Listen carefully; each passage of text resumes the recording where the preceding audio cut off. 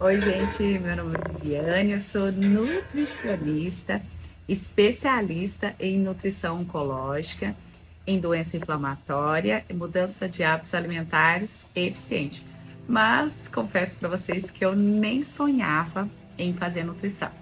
Então vamos lá, algumas pessoas me procuram pelo testemunho, algumas pessoas sabem do que aconteceu na nossa vida há 10 anos atrás, me procura a padaria, porque eu sei que testemunho cura pessoas. Eu estou aqui para contar mais uma vez o meu testemunho para os meus clientes, meus pacientes. Então vamos lá, vou contar mais uma vez.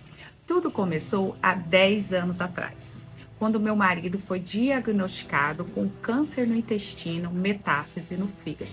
O câncer dele já estava bem avançado, em estágio 4 ou 5. Já estava trancando ali o canal das fezes, ele já não conseguia mais evacuar sem tomar lactopurga, sempre algum remédio para as fezes dele virar líquida para ele conseguir evacuar. Então já estava muito grande o câncer dele. Importante também falar que o vô dele tinha falecido com câncer há mais ou menos uns 8 meses antes do diagnóstico dele. Então, o médico pediu para todos os filhos, todos os netos fazerem o exame. Ele fez, mas não sei se passou aos olhos de alguma pessoa que estava fazendo o exame, enfim. Ele fez, mas então por isso mais um motivo que a gente não poderia nem desconfiar que ele estava com câncer. E ele perdendo massa magra, perdendo o ânimo, né, de fazer as atividades que antes fazia. Fomos numa nutricionista, a doutora Mariana, do Alib, amo ela, super autoriza falar no nome dela. E aí ele começou a perder massa magra, ela colocou na bioimpedância e falou assim, tem alguma coisa estranha. Ele tá perdendo muita massa magra. Um dos sintomas de pessoas que estão com câncer é aquela perda de massa magra sem motivo e rapidamente.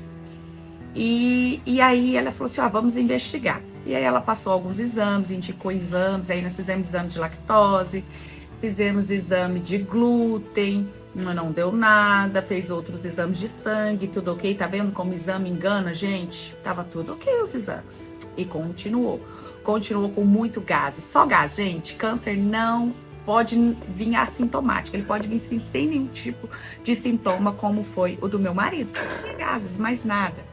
E fizemos todo ali aquele mapeamento e nada. Aí depois resolvemos fazer, vamos fazer de novo a colostomia? Vamos fazer de novo, né, a colonostomia? E resolvemos fazer de novo esse exame. Aí deram lá o remédio, o preparo para ele dormir. E eu percebi que ele foi o primeiro que saiu. Eu fui acompanhando ele e ele logo saiu. Ele entrou, depois de passada ali a sedação, ele já saiu. Fiquei meio... Falei, mas por que o exame dele foi tão rápido e o exame das outras pessoas foi não demorado? Enfim, ficamos ali. E aí, o médico não falou nada, o enfermeiro, a pessoa que levou ele não falou nada e viemos embora.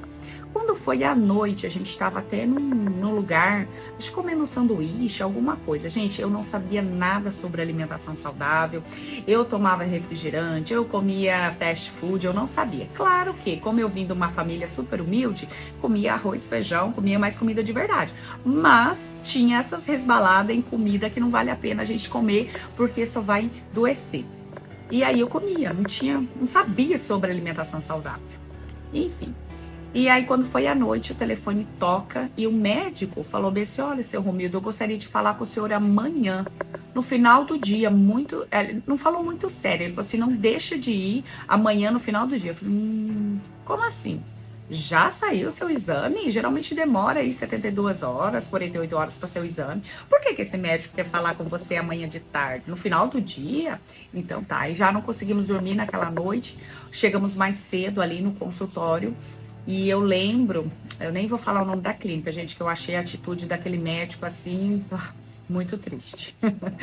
E a gente chegou lá, o médico tava com uma cara de velório, aquela expressão baixa. Eu falei, meu Deus, morreu alguém da família desse médico. E ele virou assim pra mim e falou bem assim, não, virou pro Romildo primeiro e falou bem assim, o senhor quer um remédio pra dormir? Remédio pra dormir? Por quê? Eu não tô te procurando para remédio pra dormir. Eu falei assim, não, eu posso passar um remédio pro senhor dormir essa noite. Eu falei, mas por que o senhor quer que meu marido dorme essa noite? Eu falei assim, então, eu preciso falar pra você que ele está com câncer, estágio 4 ou 5. Ele precisa operar em 15 dias, senão vai haver uma obstrução intestinal, acho que foi essa forma que ele falou. E você precisa urgentemente fazer uma cirurgia. E não tem... Aí ele falou assim, tudo bem, então me encaminha, né? Não, enfim. Primeiro, meu marido começou a chorar. Chorar, que pingava. Na verdade, era pingos de lágrima na mesa. Eu não sei se nem se era choro. E eu, gente, eu caí assim num buraco muito escuro. E eu tava caindo. Aí quando eu olhei pra cima, eu vi um clarão assim. Eu falei, não, eu não vou deixar ele morrer. Não vou deixar. E subi. Aí na hora que eu subi, eu voltei. E eu falei, Romildo, você não vai morrer. E ele falou bem assim, porque eu, como toda pessoa fala, né, gente? Porque eu.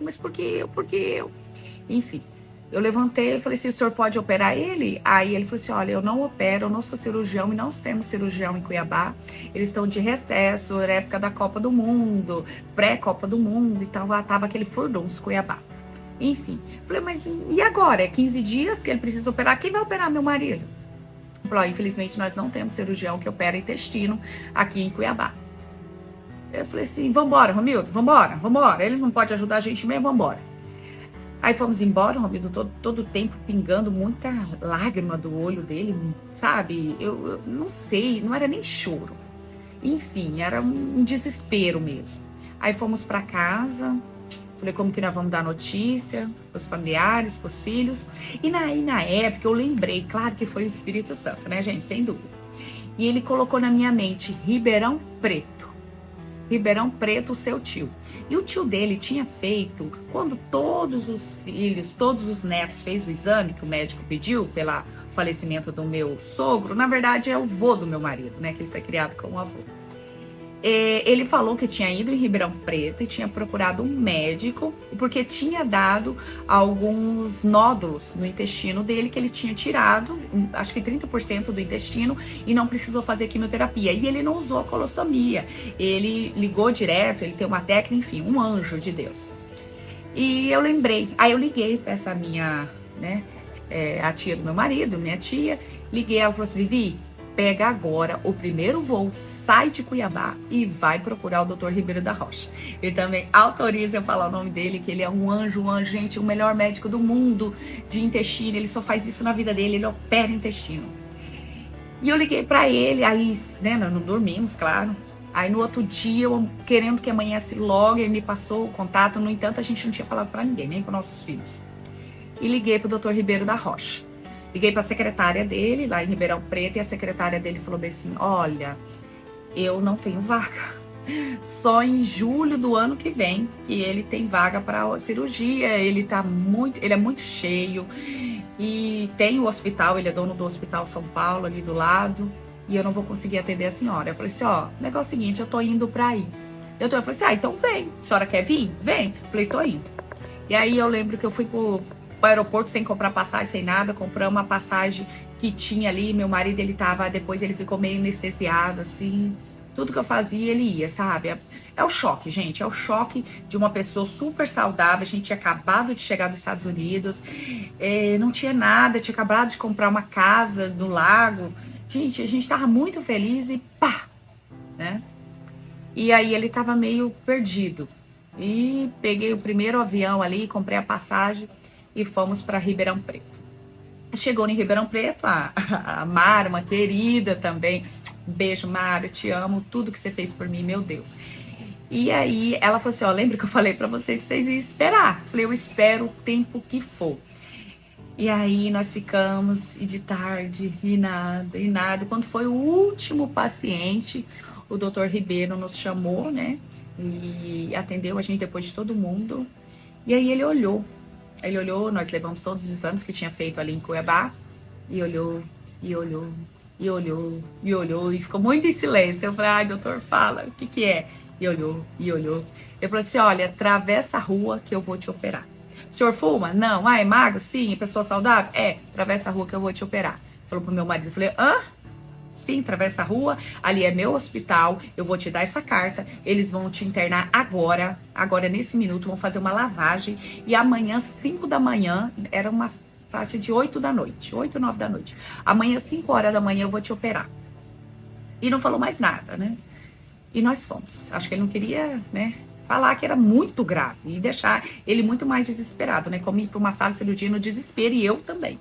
Mas eu, gente, eu me mostrava assim, calma, e tá tudo bem, você não vai morrer. Isso que é o pior, porque depois eu vou contar para vocês que eu tive uma depressão profunda, assim, que me levou no fundo do poço. Porque eu não cuidei de mim. Eu fiquei escondendo sentimentos. Mas vamos lá.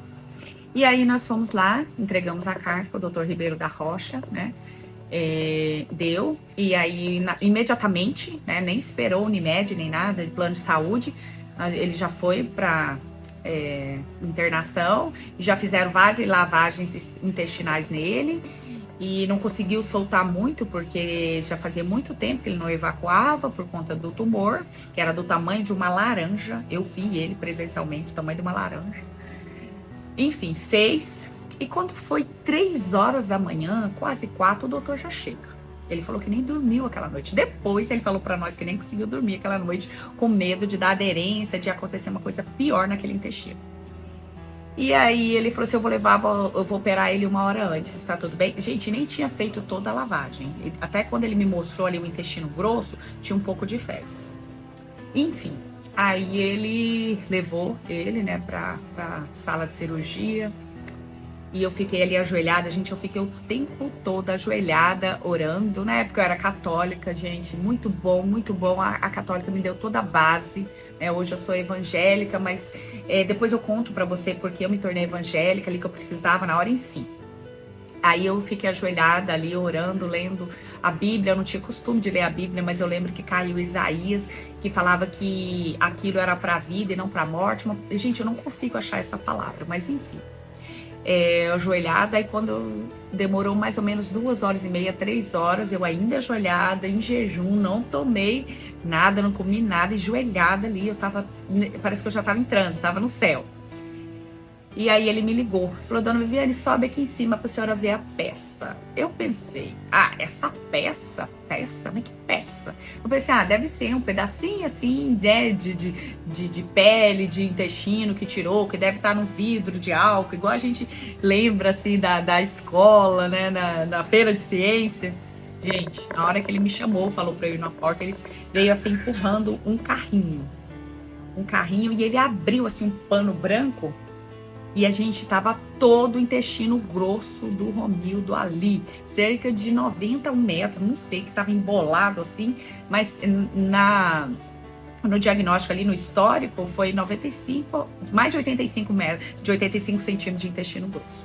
E ele abriu, na hora que ele abriu, gente, que ele foi cortando o intestino ali para me mostrar o tamanho do tumor, que horror que é o tumor, gente. Ele é cheio de cauda, com muita gordura, muita veia, vascularização ali, é horrível, enfim. Aí ele me mostrou, quase caí pra trás, assim, falou, não, é pra senhora ver o tamanho do tumor, é pra senhora ver o tamanho do intestino que nós tiramos, que ele vai ter um pouquinho só de anos, então ele só vai trabalhar com o intestino, conseguimos fazer ali a reversão direta, ele não vai usar colostomia, não vai usar a bolsinha, ufa, que bom, né, gente? Porque é bom, é um marco, né, não usar, e aí conseguiu, beleza. Aí ele falou, olha aqui o tamanho do tumor, aí eu vi que era do tamanho de uma laranja, mais ou menos, realmente estava trancando o canal das fezes, ou se já tinha até trancado, eu não sei, porque a rapidez, a eficiência dele em fazer aquela cirurgia. E aí ele falou assim pra mim, olha, dona Viviane, a senhora subiu o primeiro degrau da escada. A senhora e o Romildo subiu o primeiro degrau da escada. Eu falei, uhul, subimos o primeiro degrau da escada, já chegamos no topo, tá tudo bem, vou voltar para casa, tá tudo ok, vou voltar para Cuiabá. Só que não, ali estava começando apenas uma história de muita dor e muito choro. Porque só quem é sobrevivente ao câncer sabe do que eu tô falando. E para quem recebeu o diagnóstico agora. Enfim, ficamos ali numa parte hotel, tirou todo o intestino dele, ele ficou 1 dia na UTI, ficou uns 4 dias ali, a recuperação dele foi muito boa e voltamos para uma parte hotel. Lembrando que eu não tinha nenhuma noção de alimentação, não estava alimentando ele de forma correta, né? E Tá bom, aí terminou, cicatrizou, ele falou assim, ó, agora vocês vão voltar para casa e quando sair o resultado da biópsia, eu te ligo e vejo o próximo passo, beleza? Beleza, tá curado, eu lembro que nós compramos figurinha da Copa, fomos para casa para colar nos álbuns, já tinha contado para as crianças, mas contado assim menos, né? Hoje já adulto, mas há 10 anos atrás ainda eram crianças. E aí, contamos mais ou menos, levamos figurinha, vamos trocar figurinha, ai meu Deus, de volta para minha terra, tá. E só que no aeroporto, ele foi inventar de comer uma coxinha frita no aeroporto. E aí comeu uma coxinha frita, eu comi pão de queijo, tá? E vamos. Quando chegou em Cuiabá, tudo bem, comemos uma galinha caipira, tudo bem. Quando foi chegando de tarde, ele como foi inchando a barriga e não conseguia evacuar. Eu falei, epa, pera lá. E não conseguia evacuar. Quando foi 7 horas da noite, mais ou menos, que a gente já tava feliz, colando figurinha com as crianças. Ele foi no shopping comprar mais figurinha da Copa. Quando ele voltou, ele já com a barriga inchada. E não conseguia nem fazer xixi e não conseguia evacuar, não conseguia fazer cocô. Falei, meu Deus do céu, mas tá em alguma coisa. Aí começou as cólicas, gente, cólica. Mas ele falava pra mim que é cólica da morte. Mas cólica, muita cólica. E ele não conseguia ir no banheiro e não conseguia. E aquela coisa, ele começou a vomitar de tanta dor. Eu falei, bora pro hospital. Levei no hospital maravilhoso lá e tal. Mas que o procedimento daquele hospital não foi adequado, né? Mas enfim, vamos lá. E aí cheguei lá, aquele montoeira de gente doente, pessoas que foram lá fazer as obras da Copa. Tinha também plano de saúde, tá aquela montoeira de gente no hospital público, no hospital pago, né? No hospital privado, aliás. Tava ali, ó, senhora, nós não temos camas, nós não temos aí leito para você, não vou te atender agora. Aí ele começou a vomitar de dor, muita dor. Eu falei assim, então a senhora dá um jeito, porque ele não tá aguentando. Aí ela falou assim, então tá, eu vou colocar ele lá dentro, mas ele vai ter que sentar no chão. Aí sentamos no chão de boa. Aí ele ficou tomando a morfina para tirar um pouco a dor, mas a barriga dele continuava inchar. E eu falei, meu Deus do céu, como que ele vai passar a noite? Já era uma 10, 11 horas da noite, eu ali sentada no chão, e aí uma senhora terminou de tomar a medicação dela, e eu deitei lá com o mesmo lençol, nem trocou lençol, gente, acho que nem tinha lençol. E aí ele deitou lá e eu fiquei sentadinha ali no chão, esperando ele terminar a morfina. Quando ele termina a morfina, continua a barriga. Aí ele foi soro e morfina e soro, e a barriga dele já tava gigantesca, gente. Eu falei, meu Deus do céu, o que é isso, né?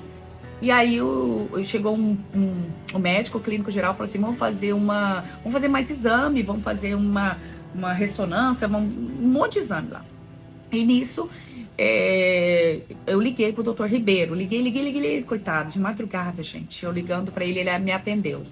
Eu falei assim, doutor, eles estão fazendo um monte de exame, a barriga do Romildo está grande, estão cogitando na ideia de abrir essa cirurgia, o que eu faço? A barriga dele tá enorme, ele não tá conseguindo nem fazer xixi, não tá conseguindo evacuar, o que eu faço? Isso é ânsia de vômito, ele já tava verde, gente, tanta dor. E aí o doutor Ribeiro da Rocha falou bem assim, vem agora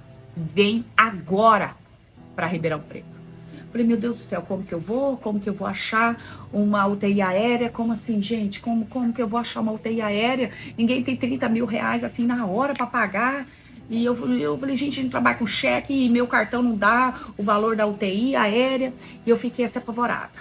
Aí eu falei assim, moça, olha, eu vou ter que tirar meu marido daqui, tá? Do hospital, porque eu tenho que levar ele para Ribeirão Preto. Ela falou, de jeito nenhum.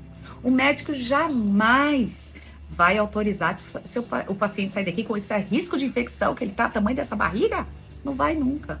Falei, meu Deus do céu, como que eu vou roubar ele desse hospital? E aí, gente, Deus é maravilhoso, que eu falei, Senhor, coloca pessoas aí, enfermeira, e jamais vou revelar o nome dessa enfermeira, que vai me ajudar a fugir com ele desse hospital. E aí eu tinha minha advogada e minha sócia. Ah, lembrando, gente, depois eu vou falar, mas eu era advogada, 10 anos de formada, tinha um escritório de sucesso em Cuiabá e eu era advogada especialista em direito do trabalho. Mas vamos lá. Aí minha sócia, ela falou assim, eu falei assim, Ângela, eu preciso sequestrar meu marido do hospital. Ela falou, o quê? Eu falei, preciso sequestrar meu marido do hospital, preciso roubar ele de lá. E você me ajuda na fuga? Ela falou, claro que eu ajudo. E meu filho, o Jonathan, grandão, né? Eu falei, Jonathan, você vai pegar seu pai no colo, porque grandão, e a gente vai fugir daquele hospital, beleza? Beleza. Então vamos colocar um óculos escuro, uma jaqueta, porque a barriga dele tava grande e ele tava muito pálido, né? Tava morrendo. E vamos colocar uma jaqueta de couro, uma blusa preta, um óculos e vamos embora. Beleza? Beleza. Aí eu falei assim, vai ser meio-dia, na hora de troca ali, muita gente almoçando e nós vamos fugir com ele daqui.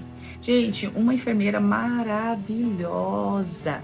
Ela falou assim, olha, eu vou te ajudar, porque realmente eu tô vendo que se ele ficar aqui, ele vai acabar morrendo. Eu vou aplicar morfina nele, mas você tem 8 horas para chegar em Ribeirão Preto. 8 horas para chegar em Ribeirão Preto, senão ele vai começar a sentir dor. Aí ela pegou, aplicou a morfina, aí entrou com...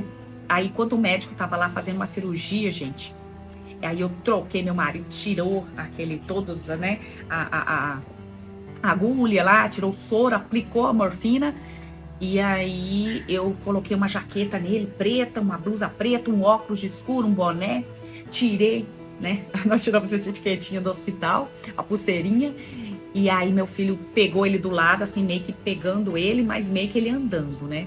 E nisso a Ângela já tava na frente do hospital, com o carro ligado, e falei, bora para o aeroporto. E aí, gente, o povo ligava e ligava para ela, falei, ninguém atende telefone. Ninguém da nossa família atende telefone, ninguém atende telefone, não fala para onde foi, né, o paciente. Gente, eu nem paguei, eu nem sei se eu devia lá, porque eu era Unimed, mas depois, claro, que eu voltei lá para ver se eu tava devendo alguma coisa no hospital. E aí, gente, fugimos pro aeroporto. Chegando no aeroporto, meu marido tava com muita ânsia de vômito, muita ânsia de vômito. E aí o médico olhou para ele, olhou. E tinha uma abençoada de uma amiga nossa que foi na frente lá, acho que era no guichê da Azul, e falou que ele tinha recém-operado. Aí eu falei assim, não, ela se confundiu, era meu tio que operou, e eu tentando, né, mudar ali. E aí mas ele operou e não pode embarcar não operou nada, é que ele tá com alergia, né? Aí eu falei, Romildo, vai pro banheiro agora e só sai quando nós estiver na fila do embarque. E aí ele com aquela ânsia de vômito e segurando, e já tava branco, foi lá pra dentro e ele não vomita, porque ele tem um anel esofágico, então ele não consegue vomitar. E aí eu falei assim, Romildo, só volta quando estiver na sala, ali, quando a gente passar, já põe embarque. Quando a gente chega no embarque, quem tá lá no embarcando o povo? O menino que não tinha deixado ele embarcar. Aí olha, sorte não é Deus mesmo, que ele saiu na hora, tinha outro ali, aí passou meu filho, só tava eu, ele e o Jonathan, né? Porque o Jonathan forte, falei, qualquer coisa você carrega seu pai. E aí o Romildo passou, eu falei, ai, ufa, agora então nós temos 6 horas, a gente vai passar 2 horas, eu tenho 6 horas para chegar em Ribeirão Preto, para ele não ter ataque dentro do avião, porque senão ia deixar nós em Goiânia, porque ia passar em Goiânia aquele voo. E aí 6 horas. Gente, quando chegou lá em Goiânia, que geralmente só descia, embarcava, porque tinha que embarcar e subir, já ia para Ribeirão Preto. O avião trocou de avião lá. Eu falei, meu Deus do céu, e agora? Vai passar essas 8 horas, Senhor, não deixa. Porque a crise é muito grande quando acaba o efeito da morfina. Eu vi ele lá todo tempo, gritando, berrando de dor. Então tá. Aí, ufa, não deu dor. Chegamos em Ribeirão Preto e já fomos direto pro hospital. Gente, chegamos lá umas 3 da manhã, o doutor Ribeiro da Rocha estava lá, esperando a gente. Quando eu vi o doutor, eu vi uma luz atrás dele, eu falei, gente, eu não vou sair mais daqui.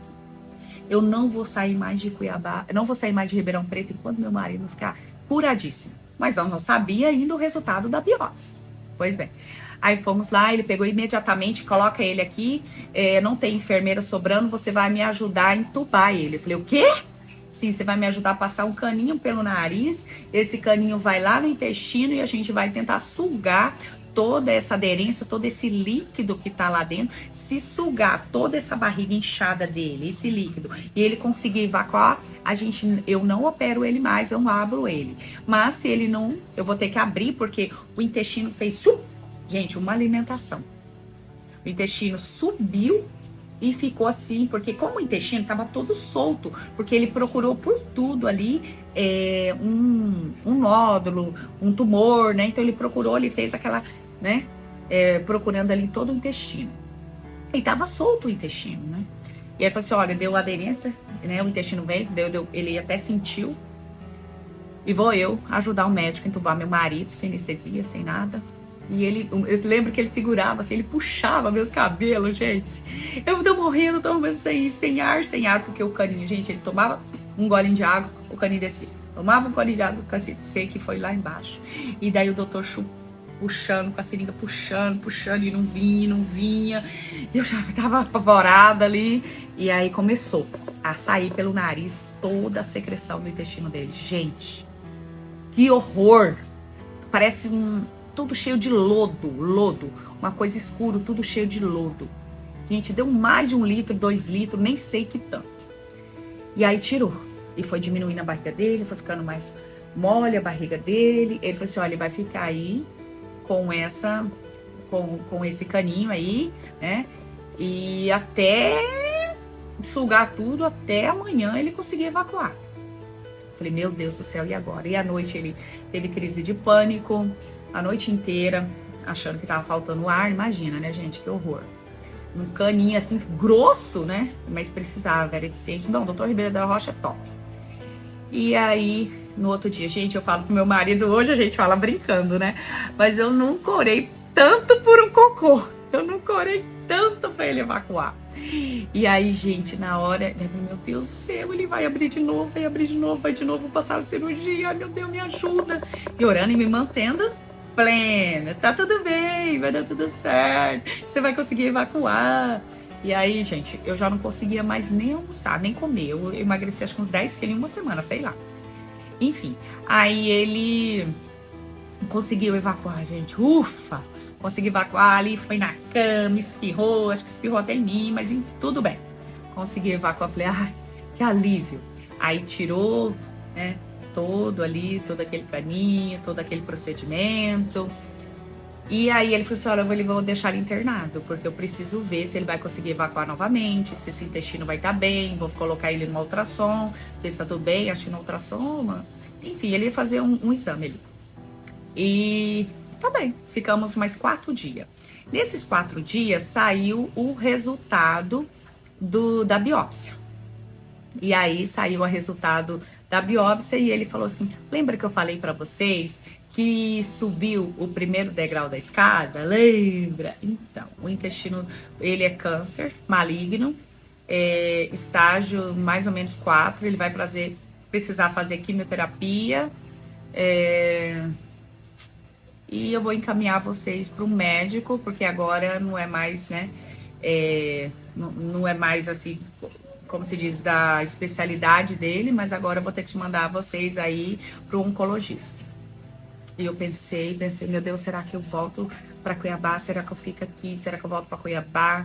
Aí voltamos para a parte hotel, né? E fomos na consulta com essa médica maravilhosa. Amo ela, emagreceu 50 quilos, ela é maravilhosa. E aí ela falou assim, olha, seu Romildo, no outro dia vamos ter realmente, seu câncer é muito agressivo, vamos ter que fazer um PET scan, né? Um PET CT, onde o senhor vai ter que tomar glicose, gente, glicose, açúcar no formato líquido, glicose, e aí nós vamos mapear se tem metástase, se foi tirado todo esse tumor, tudo bem? Tudo bem. Aí no outro dia, fizemos tudo muito rápido, gente, tudo com muita urgência para ele, que os médicos estavam vendo ali o grau de urgência, né? E aí nós fomos para fazer o PET scan, tomou o contraste e, gente, é incrível. Brilha como árvore de Natal.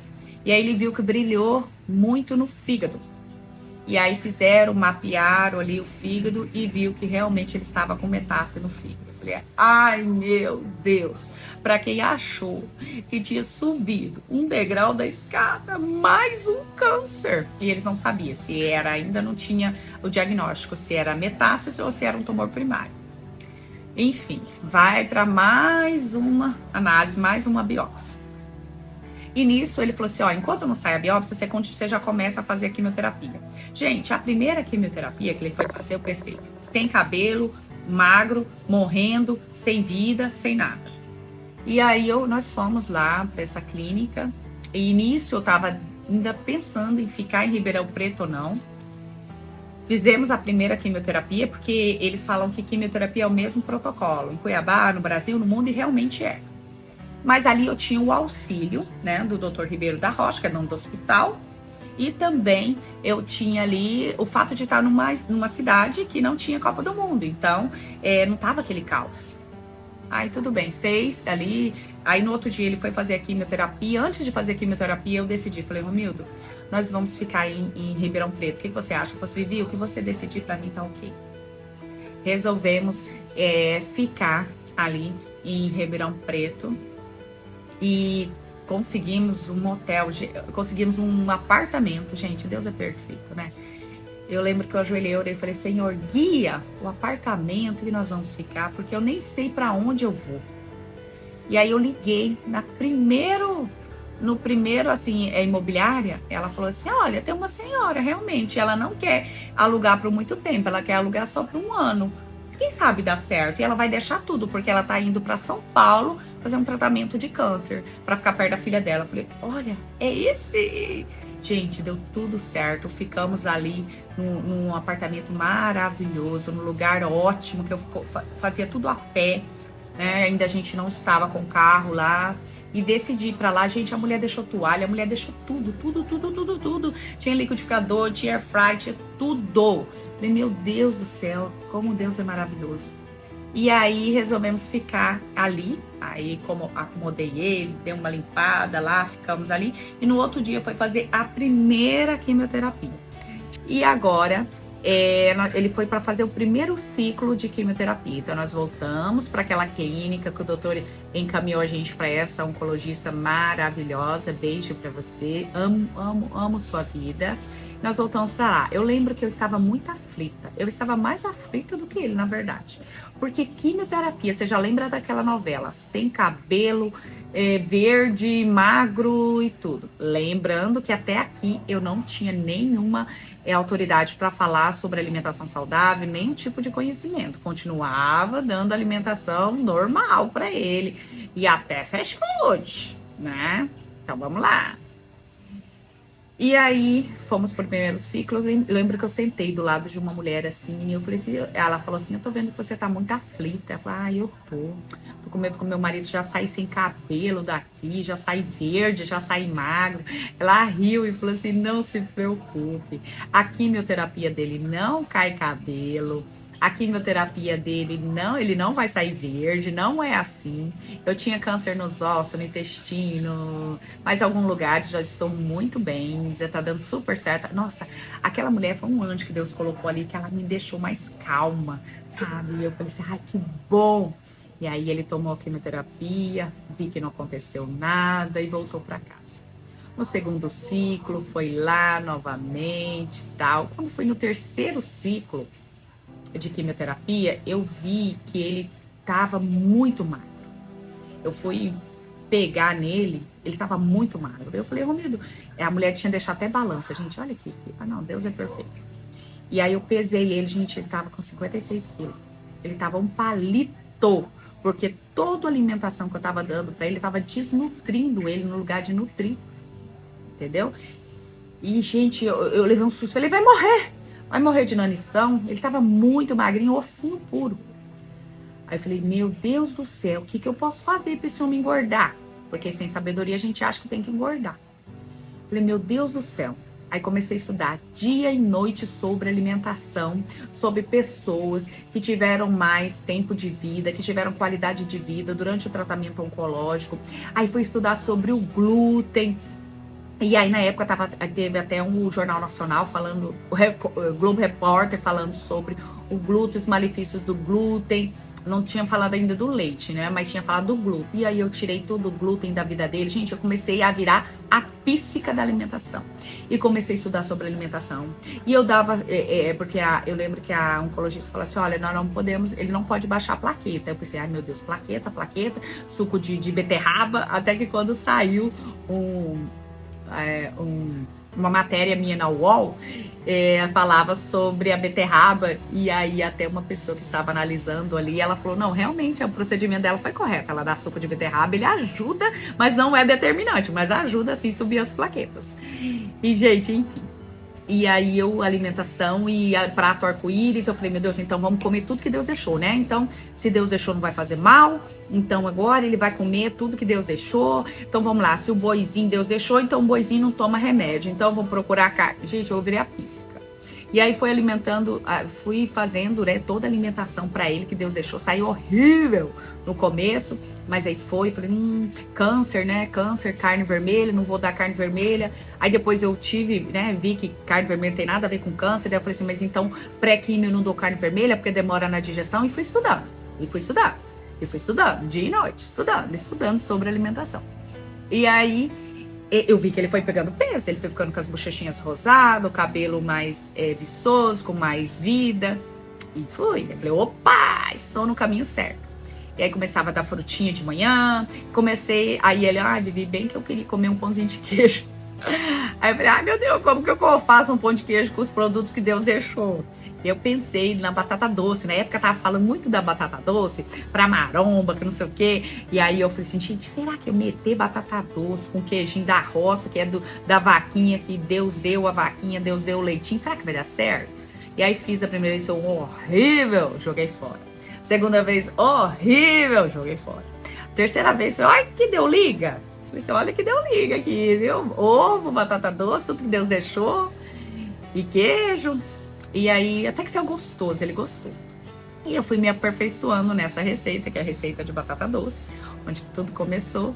E aí, até que saiu uma delícia, os primeiros pãozinhos de queijo, depois dos primeiros que eu joguei fora, né? Depois saiu os comível, igual ele fala. E aí, eu comecei a fazer pãozinho sem glúten, saiu horrível. Algum bolinho sem glúten. Aí, os que saía bom, eu tomava nota, eu escrevia tudo ali. E fui fazendo receitas para eles, fui fazendo e tomando nota no caderninho. E eu vi que ele começou a ganhar peso, ganhar massa magra, já parou de subir escorada em mim, porque eu via que era uma rampa antes de ir para a quimioterapia e todo mundo subia de cadeira de roda, porque é muita fraqueza, né? E aí ele não, já subiu caminhando, nem estava segurando mais em mim. Falei, opa, que tô no caminho certo. E aí não baixou as plaquetas dele. Eu falei assim, agora mesmo que você vai tomar suco de beterraba. Gente, eu dei tanto suco de beterraba pra ele, que um dia ele até evacuou vermelho, cor de sangue. Eu pensei que era sangue. Menina do céu, que susto. Mas enfim, continuei dando a alimentaçãozinha que Deus deixou. Eu lembro que os parentes dele levou taioba, que eu via que taioba é bom pra não dar anemia, e couve orgânica, e procurava coisa orgânica do jeito que Deus deixou. Gente, sei que a estratégia deu super certo. E ele totalmente fortinho, tudo. Aí deu o terceiro ciclo. Aí o médico falou assim, olha, agora que ele está bem, eu tô vendo que ele tá com as bochechinhas rosadas, tô vendo que ele está bem, né, as plaquetas boas, eu vou operar ele e tirar o fígado. Ai, meu Deus. Mas ele estava bem, fisicamente, né, com saúde. E aí ele foi para a sala de cirurgia, precisava ficar alguns dias na UTI, mas ele ficou só 24 horas, tão bem que ele estava. E continuei com a alimentação saudável, não deixei dar nada industrializado para ele. E aí o médico passou, que hoje eu passo para minhas pacientes, um pré-operatório, né, que aí tem o Proline, Impact, enfim, tem vários, o pré-operatório, e passou também o pós-operatório. E aí ele ficou muito bem, que em 24 horas a gente já estava em casa, tão bem que ele estava. Super bem.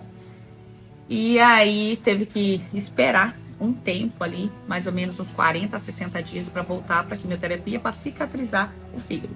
Aí tiraram o tumor total, tirou 30% do fígado, levou para biópsia, beleza, fez ali, né, a cirurgia do fígado. E continuamos com a quimioterapia. Quando chegou o estudo, né, daquele tumor do fígado, era realmente metástase e era um câncer hereditário, né? E ele ia ter que, pro resto da vida, fazer tratamento. Depois ele ia ficar com quimioterapia via oral. Ai, meu Deus. Pro resto da vida. Não, eu já estava pensando em tomar uma injeção também. Eu estava pensando já em estudar enfermagem para aplicar essa injeção nele. Enfim, fomos. Continuou a quimioterapia. Quando chegou mais ou menos na sexta quimioterapia, ele estava tão bem que a médica falou assim, olha, se o senhor quiser dar uma passeadinha lá, que ele falava muito de ir para Cerâmica, ver como que tá, ir para Cuiabá, né, ver os amigos. Ele queria, na verdade, ver a empresa.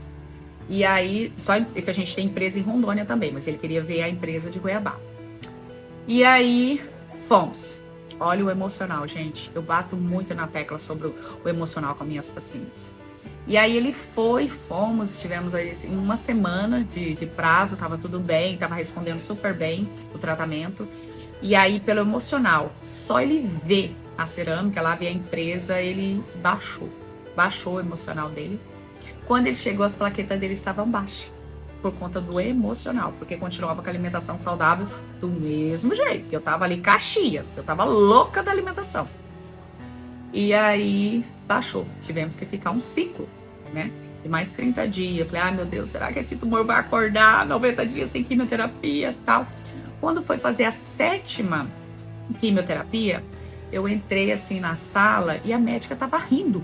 Eu falei, gente, por que essa mulher tá rindo? Tá rindo da bagaceira, né? Pra não falar outra coisa, né? Das pessoas. Por que ela tá rindo, né? Aí ela falou assim, senta. Eu falei, ah, lá vem. Outra metástase? Me fala aí. Gente, eu não sei o que aconteceu, mas secou o tumor. Secou o tumor. Ele tá totalmente isento, não tem tumor em lugar nenhum. Ele está praticamente curado, porque necrosou o tumor do fígado. Não tem mais nada no intestino. Eu sentei, gente. Eu falei, só sentei. Eu lembro que eu chorei. Eu lembro que eu ria. Acho que nós ficamos uns 3 dias sorrindo. Eu pulava, e a gente pulava de alegria, e ele pulava e abraçou a médica, e ali a gente saiu, não, eu nem terminei, gente, nem fez a quimioterapia naquele dia, de tão maluco que a gente tava, a gente voltou para casa para contar. Isso, minha mãe veio para me ajudar e trouxe meu filho menor, que estava em Cuiabá estudando, e meu filho maior, o John, que estava na época da aborrecência, eu falei, vai para os Estados Unidos. Fica nos Estados Unidos, que ele já estava estudando nos Estados Unidos, mas a gente estava pensando em trazer ele de volta. Falei, mais um? Não, fica lá que tá bem guardadinho nos Estados Unidos. Então ele estava nos Estados Unidos. E aí o meu pequenininho ali, né, já tava dando trabalho, e deixa perto de mim. E aí nós chegamos, gente, eu pulei, nós pulamos, meu Deus, nós gritava, nós berrava chorando. Falei, como assim? Ai, Deus, é Deus, gente, puro Deus.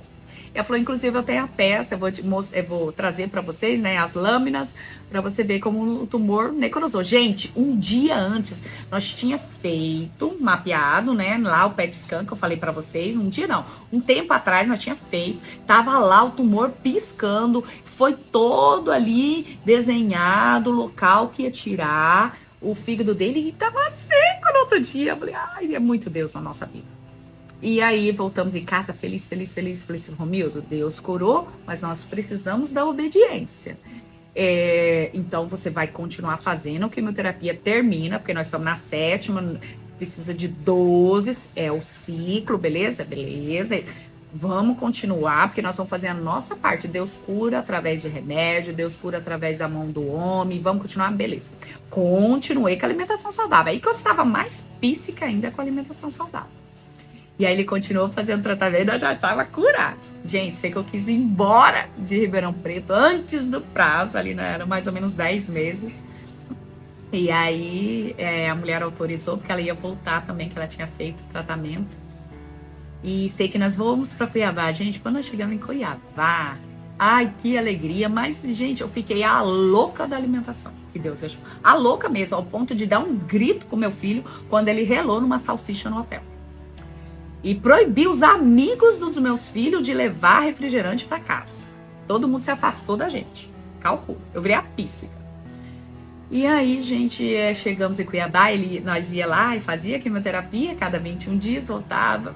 Ai, que delícia, está curado. E quando eu cheguei, quando ele recebeu a cura e terminou a quimioterapia, por isso que eu vou dar um alerta para os cuidadores agora. Falei para vocês que eu não demonstrava nenhuma tristeza para ele, falava que estava tudo bem, que estava tudo top, que estava tudo bem, que ele ia curar, que estava tudo certo. Só que eu não chorava, eu não me preocupei em cuidar do meu emocional, nem da minha alimentação, só cuidava dele. E eu tive uma depressão profunda. Gente, mas uma depressão, eu lembro que eu não conseguia mais fazer audiência. Eu não sabia o lado que eu sentava, o juiz chamou, né? Aí eu voltei, falei, vou voltar a trabalhar, né? Vou voltar a trabalhar e voltar a fazer cuidar dos meus clientes, né? Lei de advocacia, fazer audiência, enfim, normal. Quando eu voltei a trabalhar, eu percebi que eu não estava mais com aquele ânimo de atender os meus clientes. Não estava mais com vontade de fazer, de pegar ação nova, não estava com vontade de fazer audiência, então eu passava as audiências para outra advogada, eu ligava clientes querendo, né, mover processo judicial, eu dava uma desculpa ou passava para outra advogada, enfim, eu percebi que tinha acabado, tinha cessado a vontade de advogar. Mas eu percebi mesmo que eu estava com depressão quando eu perdi o ânimo e eu estava com medo de fazer audiência, coisa que eu fazia com muita audiência trabalhista, às vezes 2, 3, 4, enfim, eu já estava acostumada com as audiências, né, com o tribunal, mas aí eu cheguei lá e eu não sabia o lado que eu sentava ali na audiência. Eu não sabia se era o lado do juiz, o lado de cá, o lado de reclamante, o lado de reclamado, autor, réu, então eu fiquei meio perdida. E aí eu fiquei meio com pânico, né? Eu tive uma crise de pânico ali na audiência. E eu já não queria mais defender, eu queria ir embora. Eu falei, opa, tem alguma coisa errada comigo. E aí eu comecei a dar desculpa de ir para o escritório. Queria ficar em casa, já não queria mais ir para o meu escritório. Outra desculpa, eu mudei o meu escritório, que era longe da minha casa, para perto da minha casa. Aluguei outro escritório ali, uma sala comercial perto da minha casa, mas mesmo perto da minha casa eu não queria mais ir para o escritório, não queria mais. E aí eu fui faltando, não respondia meus clientes, aí passei todos os processos para outra advogada, paguei outra advogada para cuidar, para fazer as audiências, e ali eu comecei a querer ficar só dentro de casa, não queria sair nem no mercado. Se eu fosse no mercado me dava pânico, se eu fosse no hospital me dava pânico, se eu saísse de casa me dava pânico. Então eu tive muita síndrome do pânico, só que eu não sabia que era pânico. Então eu parava no hospital achando que era problema no coração, achando que era pelo trauma que tinha passado, todo aquele furacão. Muitas pessoas falam, depois do furacão aí do câncer que a gente vai sentir. Realmente eu não cuidei de mim, né? E aí a gente acaba não admitindo que está doente, que tem depressão, e não fui no médico. Aí fui no hospital de novo, pânico, aceleração no coração, falta de ar, dor no peito, parece um ataque fulminante mesmo. Não fui no médico. E aí fui para a igreja, conversei com o padre, mas não mudou. E aí até que, por último caso, eu resolvi ir na psiquiatra. Num psiquiatra homem. Resolvi ir, mas assim, com aquele medo de tomar remédio, aquele medo, né? E resolvi ir, né, aí o psiquiatra passou um remédio para mim, falou que eu estava tendo um ataque de pânico, síndrome do pânico, acompanhado de depressão, porque eu estava muito triste também. E coisas que eu fazia que eu amava, parei de amar, né? E aí eu comecei a tomar a medicação e piorou 30 vezes mais. Piorou o ataque de pânico, piorou a tristeza, piorou tudo. Aí 15 dias, 30 dias, falta de ar, continua e no hospital. Aquela depressão profunda que eu não queria mais nem viver. E aí eu encontrei uma psicóloga. E essa psicóloga era evangélica, cristã, evangélica. E aí eu vi que ela orava comigo, né, depois da sessão, claro. E ela acabou virando minha amiga. E ela, assim, acabou a gente tendo mais afinidade. E aí eu comecei a ir de dia para a igreja evangélica, porque lá tinha algumas irmãs que eu senti o acolhimento. Então o acolhimento que eu não tinha na outra religião, eu tinha na evangélica. E foi pelo acolhimento que eu comecei a frequentar a igreja evangélica. Continuo tomando remédio, lembrando que a gente é corpo, alma e espírito, então nós precisamos de equilíbrio no corpo, na alma e no espírito.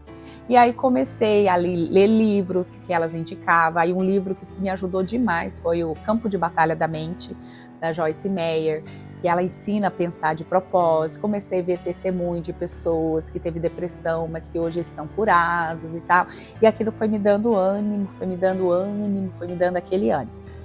Só que mesmo assim eu não queria mais advogar. E também ficar em casa não. E aí eu voltei naquela nutricionista para fazer uma consulta. Ela falou: Vivi, seu chamado é nutrição. Você tem que publicar todas aquelas receitas que você colocou no seu caderninho, você tem que publicar no Instagram. Na época eu estava até começando o Instagram. Você tem que publicar. Eu falei: mas quem vai querer essas receitas sem glúten? Nem são tão boas assim. Ela falou assim: muita gente vai querer o seu testemunho para edificar. E eu falei: tá bom, então, eu vou fazer um Instagram, vou postar as receitas que eu escrevi, que tá no caderninho, e tudo bem. Aí fiz o Instagram, fiz as receitas novamente, postei no Instagram, e mesmo assim eu não estava contente ainda com a advocacia. E aí ela também me incentivou, falou: Vivi, você daria uma excelente nutricionista. Você sabe muito mais de alimentação, de nutrição do que muita gente. E onde que eu voltei para a sala de aula, já estava, não tinha me curado da depressão, mas tinha menos crise, né? Mas estava em tratamento, estava tomando remédio, estava fazendo as terapias com a psicóloga, estava orando em casa, estava lendo livro, estava indo para a igreja. Então todo esse convívio me ajudou. E aí eu fiz o Instagram, postei as receitas, e aí meu Instagram foi um sucesso total, uma coisa sobrenatural, né? De outro mundo, que quando eu postava, eu ganhava 100, 200, 500, 1000 seguidores, assim, muito rápido. E aí algumas blogueiras me divulgando, outras pessoas que tinham Instagram de saudáveis, e ali foi indo, foi daquele boom, gente, de 112 seguidores que eu tinha, foi assim, tipo, a 50 mil, 100 mil, 200 mil, 300 mil, e foi aquela loucura. E aí, com todo aquele aquecimento no Instagram, a UOL também me procurou, fez uma matéria comigo, aí explodiu de vez. Depois que a UOL fez, aí aumentou meu Instagram, e aí eu fui convidada para publicar um livro de receita com a editora Grego, ela me convidou, e eu aceitei. E aí já fiz 3 livros com ela, vou fazer o 4º agora. E foi um sucesso, gente, vendo muito meus livros, principalmente lá na padaria. E aí continuei postando, e muita gente me oferecendo marca de whey, oferecendo marca de não sei o quê, e eu continuando estudando e dando curso de culinária saudável. Quando começou a apertar mais a faculdade, que eu comecei a fazer estágio, comecei a estudar muito, aí eu tive que parar de dar curso. Mas eu dei curso no Brasil, fora do Brasil, aqui nos Estados Unidos, então eu dei muito curso. E aí eu me formei, né? Mas eu já estudava sobre a nutrição oncológica há muito tempo eu já estudava, porque eu queria pegar no pulo o tumor. Eu falava, ainda falo para meus pacientes que o tumor ele está num ringue aqui, né? Ele está aqui, você aqui. Se você baixar a guarda com a alimentação, você recebe um nocaute. E nós não queremos isso. Então, todo o tempo eu ficava muito apreensiva para diminuir, atacar aquele tumor, atacar através de alimentação, atacar melhorando o emocional, atacar com a oração. Então eu trabalhei todas essas partes, igual eu falo na minha consulta, que é uma luvinha, né? Que é o acolhimento familiar, a espiritualidade, a oração, a alimentação, a farmacologia, a quimioterapia. Então eu trabalho todas essas partes, porque não tem como a gente dividir, porque o ser humano é um todo. Né? Então não tem como eu dividir, trabalhar só a parte da quimioterapia, mas eu não sei se aquela pessoa teve uma perca recentemente, se aquela pessoa é solteira, divorciada, sozinha. Então a gente precisa conhecer o ser humano todo para ajudar, né? E foi aonde que eu me formei em nutrição, me especializei em nutrição oncológica, também me especializei em padaria sem glúten, eu sou chefe master sem glúten. E aí foi me especializando, estudando. Gente, eu não paro de estudar. Agora, daí eu fiz pós em fitoterapia, e aí eu fiz pós em... Estou fazendo pós agora em oncologia, fiz especialização no Instituto Albert Einstein, 2 especializações. Então aí eu fui assim, ganhando força. E com isso, quando a gente faz o que a gente é chamado para fazer, o que a gente ama, a gente faz com excelência. E aí passou aí a depressão, um dia de cada vez, lembrando que nada é instantâneo, um dia de cada vez eu fui me curando aí da depressão, graças a Deus. Nunca mais tive, tô aí há muitos anos sem nada, graças a Deus, e continuo ali praticando a espiritualidade, sempre lembrando que o ser humano é um todo, que não dá para dividir o ser humano. O ser humano ele precisa de todas as disciplinas aí para ele estar em harmonia, né? Estar em paz. E é isso que eu estudo que eu passo, né, para as minhas pacientes, que a gente acaba trabalhando ali na hora da consulta, pós-consulta, pré-químio, pós-químio. E muito das estratégias que eu aplico nos meus pacientes foi que eu aprendi lá, que eu nem sabia se estava certo ou errado na época do meu marido, né? Então ele fala, Vivi, eu fui seu ratinho de laboratório. E realmente ele foi meu ratinho de laboratório. Então eu estou falando para vocês uma pessoa que viveu. Então eu tenho a experiência de ter vivido junto com meu marido o câncer. E tudo que todas as estratégias eu aplicava nele e dava certo. E o que dava errado, eu não aplico nos meus pacientes. Então foi assim um aprendizado, sabe, gigante. E aí chegou uma época da minha vida que eu quis vender o escritório de advocacia, vender mesmo, passar todos os processos, tudo, já tirar, né, da minha titularidade, da minha OAB e passar para essa advogada. Então eu vendi o escritório, fechei a firma e passei tudo para ela. E ali eu vi que eu não queria mais advogar. Mas eu também não queria ficar mais em casa, que eu precisava de contribuir para o ser humano, para a população, de alguma forma, abrir os olhos das pessoas, que elas precisam mudar hábitos alimentares, que elas podem ter sucesso, e sim, tem sucesso, tem qualidade de vida com alimentação saudável, e eu não podia me calar. Porque também, e Deus me lembrou esses tempos, que eu fiz uma promessa ali, que se ele curasse o meu marido sem sequela, que eu iria falar para o Brasil e o mundo sobre alimentação. E muitas vezes eu quedei, eu não falei, né? Estacionei, procrastinei. Então eu preciso falar sobre alimentação saudável para os evangélicos, para os católicos, para todo mundo, né? E, enfim, aí eu vendi meu escritório de advocacia e comprei uma casa, né? Essa casa que é próxima da minha casa ali em Cuiabá. E aí eu ia montar só uma salinha, ia montar só uma cozinha industrial, e aí se chamava Doce Saúde Fit em Casa. Então você ia pegar minha comidinha sem glúten, congelada, os produtos, bolo, pães, né? E iria levar para casa e comer em casa. Mas aí foi um sucesso, né? Porque a primeira padaria sem glúten, foi a primeira, né? No estado do Mato Grosso, acho que no Brasil, não sei. E aí eu saía lá num programa local, né, numa revista local, e lotou, vendeu tudo, meus pães, e ali foi um sucesso. E aí eu já tive que colocar uma mesinha, aí coloquei uma mesinha ali porque tinha outro espaço. Aí foi indo, tive que abrir também ao público um café. E foi indo, mas aí eu vi a dimensão que estava a minha padaria, muito grande, cheia de funcionário, e eu não saía mais do operacional. Não saía, não conseguia atender paciente.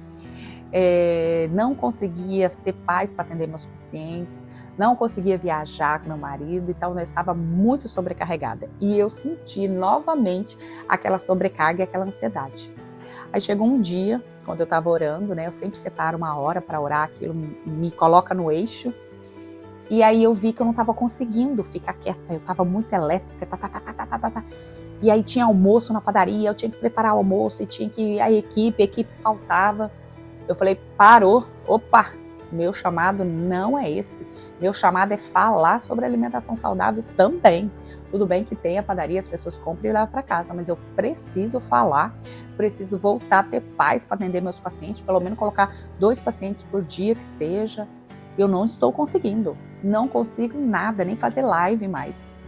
Aí foi onde que eu decidi diminuir a padaria, deixar ela só mais delivery, que foi até eu decidi isso depois do Covid, né, que faz 6 anos que eu tenho a padaria, e aí nós diminuí para eu conseguir atender, né, porque eu falei, eu não vou abrir mão dos meus pacientes, é meu chamado, eu preciso, né, E aí eu melhorei minha agenda de atendimento e tenho a padaria menor. Tirei o almoço, que eu tinha almoço, não vou trabalhar mais com almoço, com marmita, porque a gente não consegue focar em várias coisas de uma vez só, a gente não fica bom em nada. Então eu diminuí ali a padaria e aí sempre me cobrando, preciso fazer um curso online, eu preciso pelo menos online, falar com as pessoas, ajudar as pessoas, e foi onde aí que eu gravei, né, o protocolo Renascer, onde eu desde o primeiro dia, desde o primeiro protocolo, tudo que eu fiz lá com meu marido, eu compartilho nesse protocolo Renascer, tudo com detalhes, né?